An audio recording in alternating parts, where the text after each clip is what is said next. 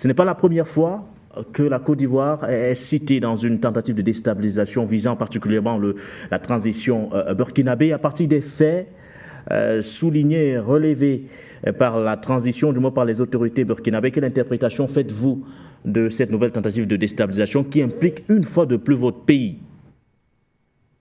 Oui, la Côte d'Ivoire de Dramane Ouattara, depuis un certain temps, a été citée, comme vous le dites, et la direction de, je vais dire, Dramane Ouattara et son entourage ont produit quelques discours aussi innocentés. Dramane Ouattara lui-même est monté un jour au créneau pour dire que s'il y a des preuves, que ces preuves-là soient données. Mais aujourd'hui, c'est encore, en tout cas, une grave affaire qui accuse la Côte d'Ivoire. Et avec la présence non seulement de ces militaires qui ont été cités, mais avec la présence de Blaise Compaoré en Côte d'Ivoire, et les Ivoiriens devaient vraiment s'inquiéter. Parce que Alassane Dramane Ouattara n'est pas prêt à laisser l'AES continuer. Vous savez, lorsqu'on recule un peu, c'est encore lui qui, au départ, avait dit qu'il avait déjà tout un bataillon pour aller remettre Bazoum au pouvoir au Niger. Il faut que la Côte d'Ivoire sorte en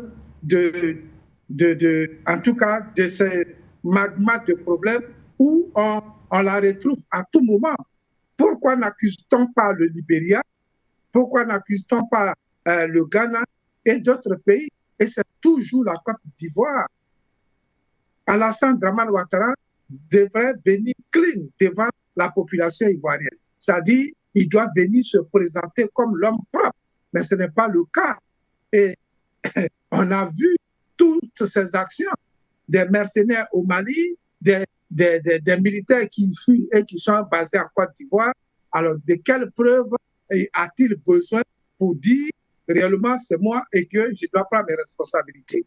C'est avec sa bénédiction, il faut le dire ouvertement, c'est avec sa bénédiction que tout ce qui se passe là a lieu. Parce qu'il sait que c'est depuis le Burkina, quand on recule un peu dans l'histoire de la rébellion ivoirienne, c'est depuis le Burkina que Alassane Dramane Ouattara a pu faire tout ce qu'il devait faire pour s'installer au pouvoir. Et donc, il connaît la force de ces gens-là. Alors, il faut aller encore prendre ces gens, les acheter et puis venir déstabiliser leur propre pays. Mais c'est vraiment pathétique. Pathétique en ce sens qu'on crie que ces pays-là, on demande que ces pays-là reviennent au niveau de la CEDEAO pour qu'on travaille ensemble, mais en même temps, on les attaque pour les déstabiliser. On impose des embargos sur ces pays-là. Et on demande, tout récemment, il a demandé, le ministre de l'Intérieur et de la Défense, Télé Brahima, a été instruit d'aller attraper ou bien d'arrêter, de faire arrêter tous ceux qui sont du Ghana et du Burkina Faso qui seraient en irrégularité sur le territoire ivoirien.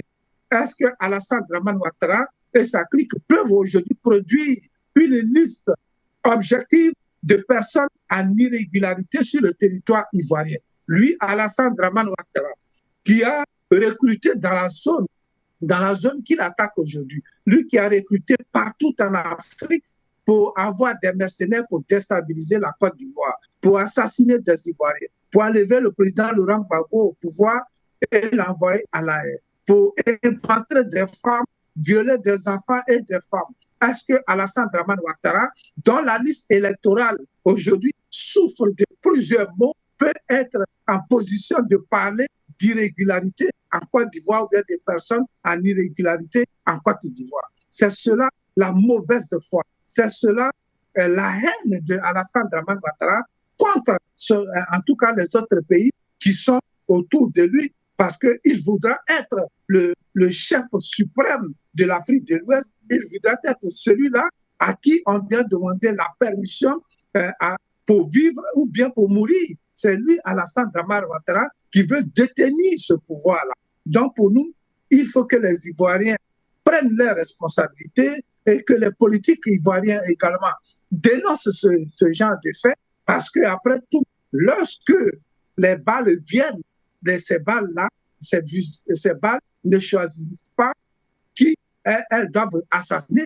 Elles peuvent tuer n'importe qui. Donc, les partis politiques de l'opposition devaient également dénoncer ce fait-là, demander à Alassane Dramane Ouattara et à son pouvoir de dégager ces gens, parce que à l'avenir, cela met la Côte d'Ivoire dans la cible d'autres pays.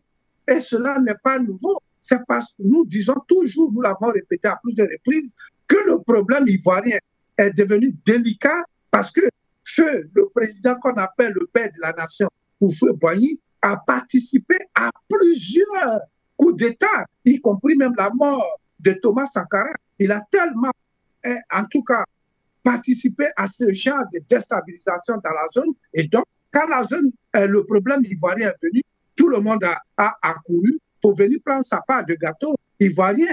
Voici la situation et c'est la répétition de l'histoire à laquelle nous assistons.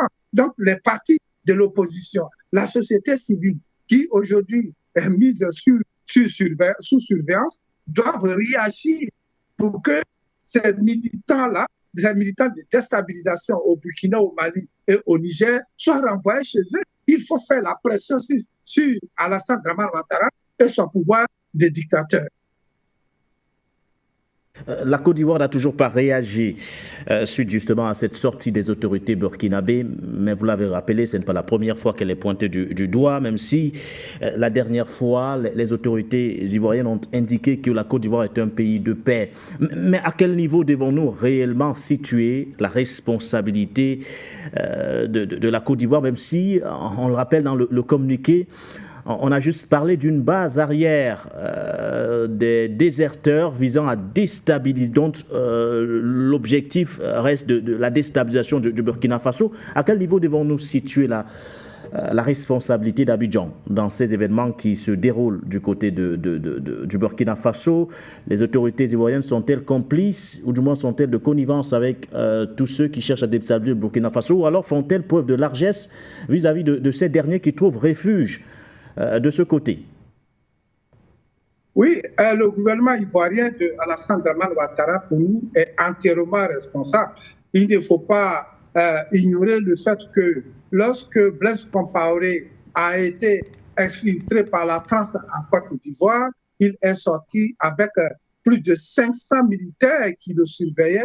Et ces 500 militaires aujourd'hui sont dans la zone d'Adiaké. Ça, c'est en Côte d'Ivoire, à l'est, au sud-est de la Côte d'Ivoire, où ils sont basés, ces militaires. Et donc, à partir de là, ces militaires sont en train de travailler toujours pour que les choses viennent de leur côté pour aller déstabiliser. Donc, on ne peut pas voir un tel contingent et dire qu'on n'est pas au courant que ces gens-là existent sur notre territoire et que ces gens ont une base. Ce ne sont pas des 3 personnes ou 2 personnes. Cette base, ce contingent militaire est très, très sérieux, est très grand. Ce sont ceux qui protégeaient vraiment Blaise Compaoré et sa présidence en son temps. Donc, ils sont tous basés en Côte d'Ivoire. La majorité ont été également mis dans le système de défense et de sécurité de la Côte d'Ivoire. Et donc, ils entreprennent des actions de déstabilisation au niveau de l'AES.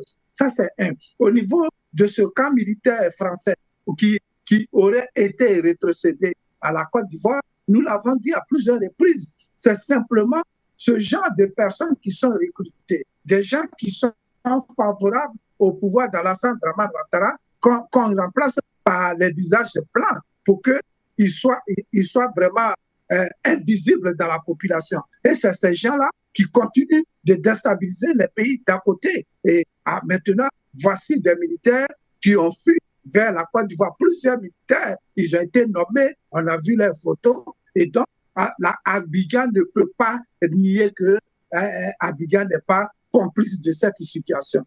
Pour une seule personne, on peut dire, oui, les frontières sont poreuses, mais pour des centaines, des milliers de personnes qui ne sont pas de petits cadres, mais de hauts cadres de l'armée malienne, burkinabé.